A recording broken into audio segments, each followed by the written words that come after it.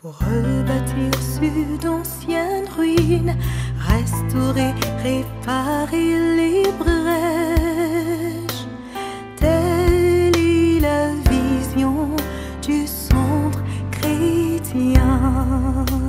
Grâce Académie, rebâtir, restaurer, réparer, relever, rendre le pays habitable. Grâce Académie.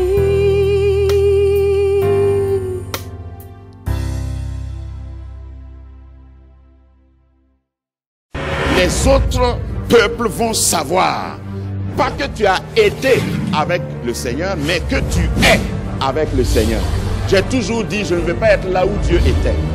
Je vais être là où Dieu est. Dieu est un Dieu qui marche. Et je voudrais le suivre. Je voudrais voir comment il opère en cette saison pour être prêt à le suivre en cette saison.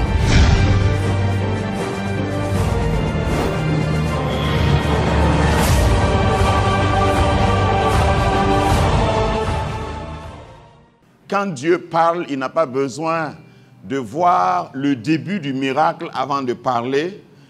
Quand Dieu parle, il n'a pas besoin des statistiques avant de parler. Dieu ne s'adosse sur rien pour créer quelque chose.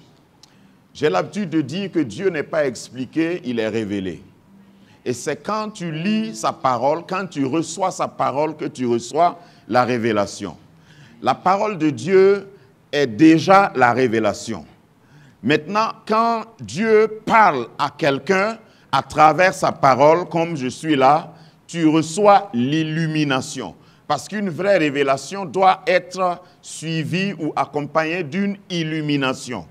C'est parce qu'il y en a qui ne sont pas illuminés, et je ne parle pas des Illuminati, ne me méprenez pas, c'est parce que certains d'entre nous n'ont pas cette dimension de la révélation. L'illumination vient du Saint-Esprit qui vient et qui prend le logos, qui convertit ça en réma pour toi. Dans Jean chapitre 1, verset 1, il est dit, au commencement était la parole était avec Dieu et la parole était Dieu. La parole a été faite chair. Et au verset 14, il dit que la parole est venue habiter parmi nous. Elle est pleine de grâce. C'est ça le réma. Il y a beaucoup de gens qui ont la parole faite, enfin la parole qui était au commencement, c'est-à-dire le logos, mais ils n'ont pas le réma.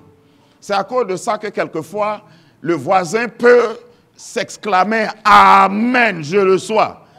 Et puis l'autre voisin le regarde et dit « Aïe, qu'est-ce que tu as entendu ?» Et puis tu réagis comme ça.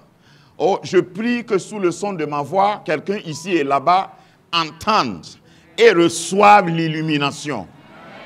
Et je suis content même d'être dans une église où je peux me lever pendant la prédication et dire « Seigneur, parle-moi encore ». Il ne faut pas t'asseoir comme une momie. Quelquefois, il faut alerter tout ton système, tout ton corps, tout ton être. Hey, attention, Dieu parle maintenant à son serviteur, à sa servante que je suis. Donc, tiens-toi bien. Alors, dans les moments qui suivent, je veux prêcher.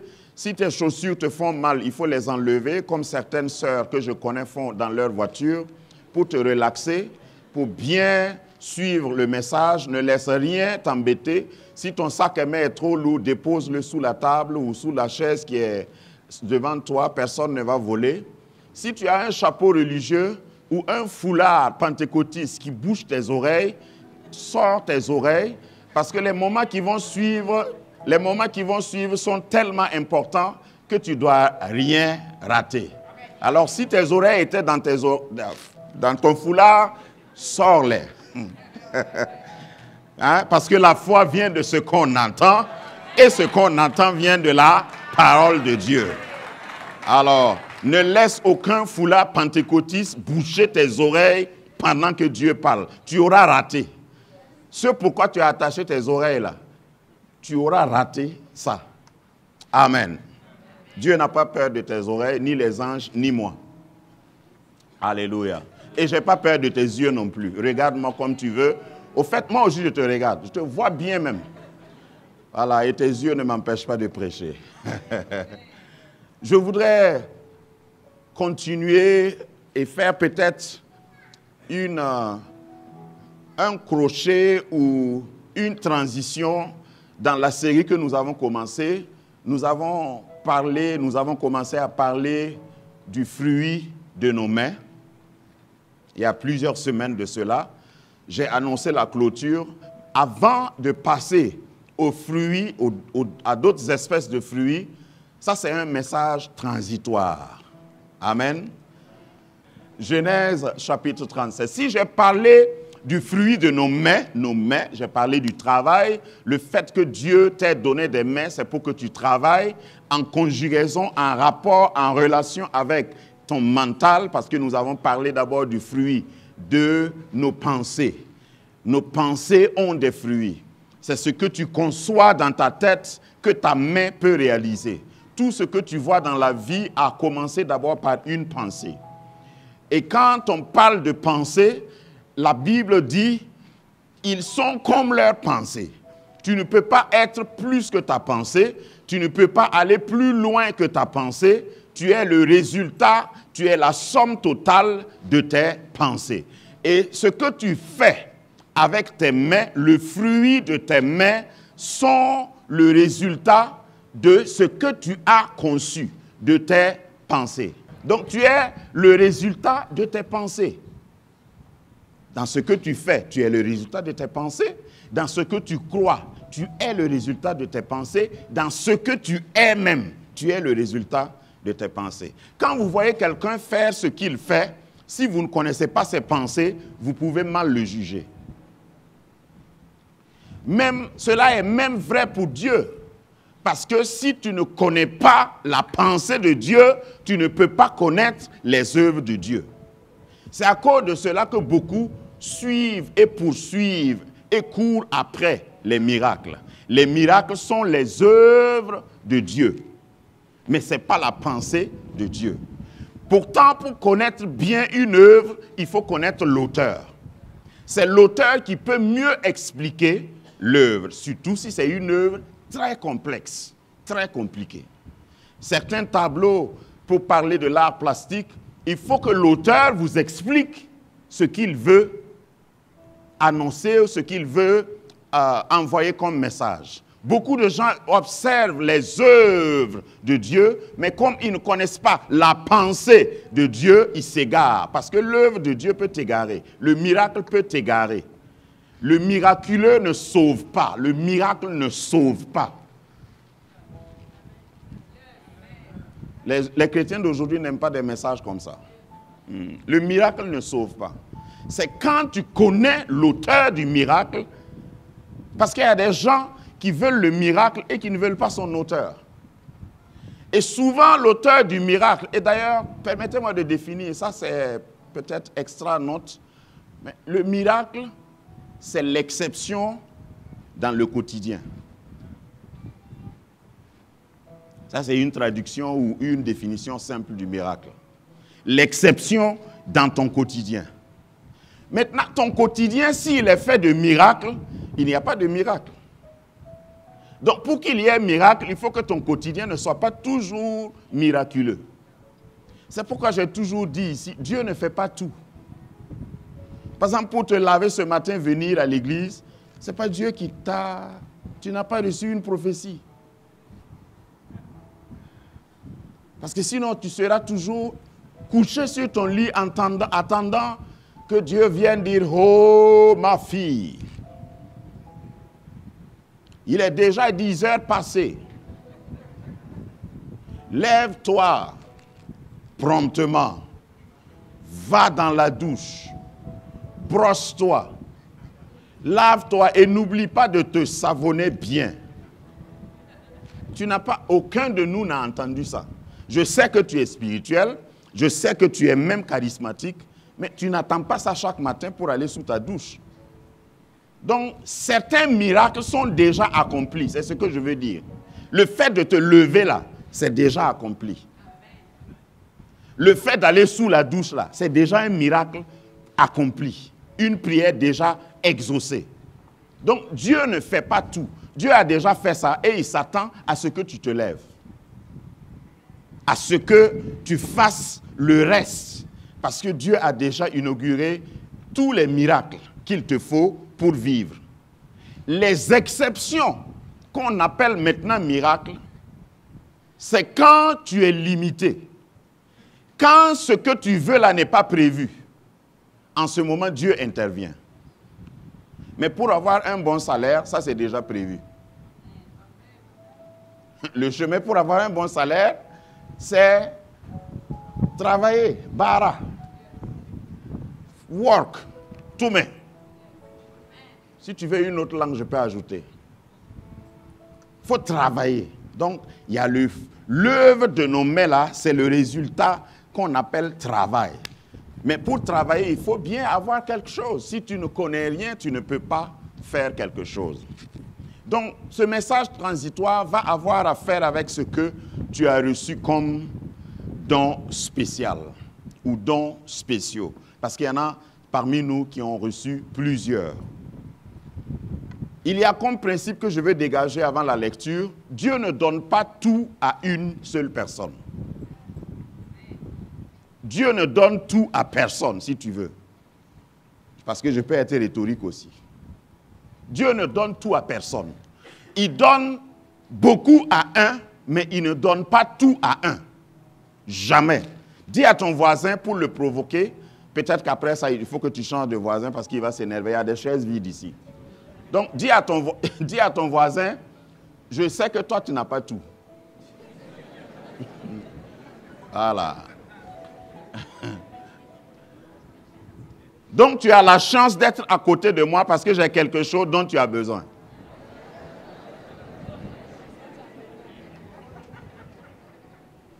Si j'étais toi, j'allais prendre l'adresse de ton voisin, au cas où. Alléluia. Genèse 37, 3. Genèse 37, verset 3. On peut lire ensemble à 3. 1, 2, 3. Israël aimait Joseph plus que tous ses autres fils, parce qu'il l'avait eu dans sa vieillesse. Il lui fit une tunique de plusieurs couleurs. J'aime la Bible parce que la Bible ne cache rien. Voilà un monsieur qu'on appelle patriarche, etc. Mais il avait la faiblesse de tous les vieux morons. C'est-à-dire qu'à la vieillesse, quand, même dans la vie courante, si vous remarquez, quand quelqu'un est vieux et puis il a un enfant, il gâte l'enfant. Voilà. Tant pis pour toi si tu l'appelles enfant pourri. Dis à ton voisin avant que je prie, je sais que je suis un enfant gâté de Dieu. Mais ce n'est pas de ma faute. Seigneur, je bénis ton nom pour cette parole que tu veux télécharger en nous aujourd'hui. Merci parce que tu as un message pour quelqu'un qui nous écoute par les ondes, par Internet et qui est ici ce matin. Je te bénis parce que ton esprit a la liberté dans cette église de nous arrêter, de nous stopper, de nous parler à haute voix comme à voix basse. Tu peux utiliser n'importe quel moyen à n'importe quel moment parce que c'est toi que nous connaissons comme notre Seigneur. Tu es le patron dans ce ministère. Le diable n'est propriétaire de rien et il ne contrôle absolument rien ici. C'est pourquoi par le puissant nom de Jésus et par le pouvoir que tu me donnes, j'ordonne que tout genou fléchisse devant ta parole. Et j'amène toute pensée captive à l'obéissance de ta parole. Seigneur, je mute toute voix qui n'est pas de toi. Et je demande que ta voix me parle et que ta voix nous parle. Et que moi-même ne sois pas un obstacle à ta voix. Merci parce que quand tu parles, tes brebis, tes vraies brebis connaissent ta voix et ne suivent pas la voix de l'étranger. Seigneur, c'est toi que nous avons choisi. Nous l'avons choisi volontairement et nous sommes venus ici pour t'entendre. Parle-nous au nom de Jésus. Amen. Reprenez vos places royalement. Alléluia. Pour remettre le texte dans son contexte, Israël ici est mis pour Jacob. Et vous savez que Jacob, c'est celui qui a porté le nom de la race que Dieu a choisie. Dieu a choisi une race, la race d'Israël, pour pouvoir faire venir par elle, donc par la race d'Israël, le Christ. Amen. Si Israël n'avait pas été Israël, on n'allait pas avoir aujourd'hui ce que nous avons. Donc Dieu permet à Jacob d'avoir en son sein tout ce qui est comme une prédiction pour tout l'avenir, pour tout le reste de l'humanité.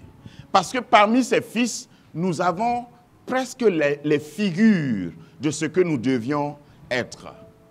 Et je veux articuler mon propos autour de son dernier fils, Joseph, ou comme vous voulez, son avant-dernier, parce qu'après Joseph, il y a eu Benjamin.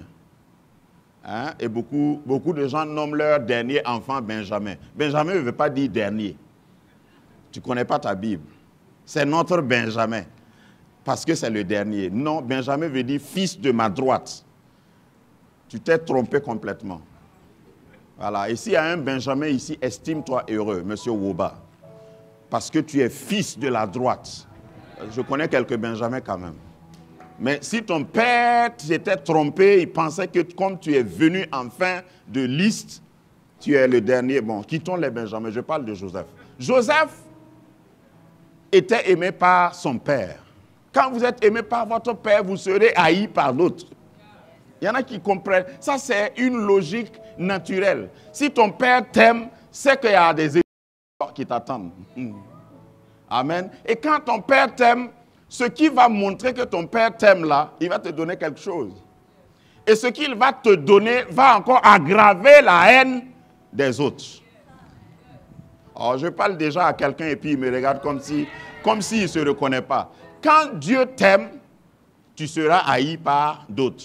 Et quand Dieu t'aime, il va te donner quelque chose qui va augmenter ou provoquer davantage la colère de tes détracteurs.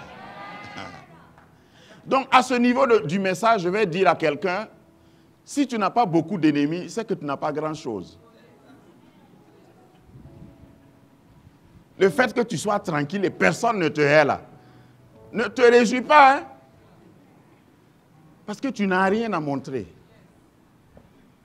Au fait, j'ai oublié de vous dire, le thème de mon message, c'est « Porte ta tunique de plusieurs couleurs ». Porte ta tunique de plusieurs couleurs. Si tu vas écouter les gens, tu ne vas pas pouvoir porter ta tunique de plusieurs couleurs. Pourquoi je dis que c'est un message transitoire? Parce que l'œuvre de tes mains, c'est souvent ce que tu penses, ce que tu imagines, ce que tu peux accomplir, ce que tu as appris à faire. Mais la tunique de plusieurs couleurs, c'est une distinction. Tout le monde fait, tout le monde a un fruit des mains, mais toi, tu dois avoir une distinction dans ce que tu fais parce que tu as une tunique de plusieurs couleurs. Une tunique de plusieurs couleurs va attirer toujours des ennemis. Une tunique de plusieurs couleurs va attirer des snipers. Mais j'ai une bonne nouvelle. Le fait de tuer quelqu'un qui a une tunique de plusieurs couleurs ne te donne pas la tunique de plusieurs couleurs. Au fait, quand tu es à côté de quelqu'un qui a une tunique de plusieurs couleurs, il faut le garder en vie. Donne-lui à manger. Comme ça, tu vas bénéficier des retombées du fruit de ses mains. Parce que si tu le tues, croyant que si tu le tues, tu vas porter le manteau, Éphésiens 4 dit que Dieu a donné à l'Église, il a donné à l'Église des dons cardinaux, des dons universels. Il a donné aux uns comme apôtres, comme prophètes, comme pasteurs, comme évangélistes, comme docteurs, pour l'édification de toute l'Église. Il n'a pas dit, il a donné des dons, mais il a donné des personnes. L'apôtre, c'est une personne. Le pasteur, c'est une personne. L'évangéliste, c'est une personne. Donc, c'est la personne même que tu reçois comme un don. Dis à ton voisin, je suis un don pour toi, mais tu ne sais pas. Et ce qui est particulier avec ces dons, la manière que tu traites le don, qui est personnifié, qui va dépendre, cette manière-là, de cette manière dépendra ce que tu vas recevoir du don. Moi, j'ai appris très tôt dans ma vie que Dieu ne peut pas te bénir par quelqu'un que tu juges négativement. Je vais répéter. Dieu ne peut pas te bénir par quelqu'un que tu juges négativement. Même si c'est ton mari, même si c'est ta femme. Il y a un monsieur dans la Bible, quand on lui a dit que Jésus est venu de Nazareth, nous avons rencontré Jésus de Nazareth et dit, oh, est-ce que quelque chose de bien peut venir de Nazareth? Il avait raté comme ça un don et le plus beau don. Ce n'est pas ton village qui détermine ta tunique. Ce n'est pas tes parents qui déterminent ta tunique. Lorsque tu reçois et parents ici, vous savez que dans la typologie biblique, Israël, Jacob, va être comme le père. Il va ici dans ce acte ou dans ce contexte, ce récit, symboliser Dieu le Père. Et si tu ne sais pas quelle est la connotation du fait que tu sois né en dernière position, c'est parce que Dieu a choisi d'abord Israël, la nation d'Israël, et puis l'Église que nous sommes, que tu es, nous sommes nés en dernière position. Je ne peux pas dire à la vieillesse de Dieu, puisque Dieu ne vieillit pas. Donc, comme je suis venu après la nation d'Israël, Dieu m'aime plus que Israël. Ça, c'est la première ligne là, de notre passage. Israël aimait Joseph plus que tous ses autres fils parce que il avait conçu dans sa vieillesse. Moi, je suis plus aimé que tous les autres fils. Et je t'assure que les David qui sont de l'autre côté là, ils sont dit, mais vraiment, Dieu a trop gâté les Emmanuel là. Mais regardez comment il... Vraiment. Et puis, est-ce que c'est de ma faute? Dieu m'a aimé plus que Jacob lui-même qui parlait. Il m'a aimé plus que, et quand je dis plus que, c'est que j'ai plus d'avantages. Ils sont aussi fils de Dieu, mais moi j'ai plus d'avantages. J'ai plus d'avantages parce que je n'ai pas besoin d'égorger un mouton pour être pardonné. Je peux oser m'appeler fils de Dieu. Aucun dans l'Ancien Testament n'a été appelé temple de Dieu. Moi, je suis appelé temple, moi seul. Temple de Dieu. Vous croyez que les Abraham là ne sont pas jaloux de nous? Hein? Ils sont assis au ciel et disent vraiment, les Daniel qui ont été torturés à cause de leur foi, ils n'ont pas été appelés temple. Toi, tu n'as même pas encore transpiré à cause de Jésus. Il y en a qui sont rentrés dans des fournaises, dans des fosses aux lions. Et ils n'ont pas été appelés temple de Dieu. Donc, je suis né en dernière position. L'Église, c'est le Fils bien-aimé, le Fils chéri de Dieu. Et c'est pourquoi l'Église a des ennemis. Sur le plan individuel, l'application, déjà, c'est que tu auras des ennemis à cause de ce que tu as reçu. Oh, tu n'as pas besoin de t'appeler prophète, tu n'as pas besoin de t'appeler évêque ou apôtre. Il ne faut pas laisser les titres là te tromper. Parce qu'il y a des apôtres qui ne sont pas apôtrables.